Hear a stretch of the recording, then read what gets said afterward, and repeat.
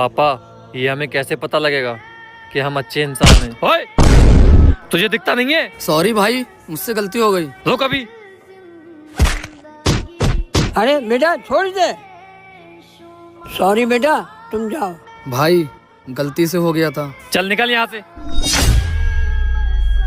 बेटा तू बहुत बुरा इंसान है और वो बहुत अच्छा था। पापा आप ये कैसी बातें कर रहे हो? मैं आपका बेटा हूँ और आप मेरी बुराई कर रहे हो। बेटा तूने अभी मुझसे पूछा था हमें कैसे पता चलेगा कि हम अच्छे इंसान हैं, और पता चल गया। और अगर तू अच्छा इंसान होता तो। ओए, तुझे दिखता नहीं है? सॉरी भाई, मुझसे गलती हो गई।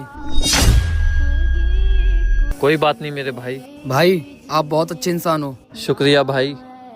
बेटा हमारे नबी का फरमान है, अगर किसी को माफ करने से तुम्हारी इज्जत कम हो जाए तो हर से कयामत में मुझसे ले लेना।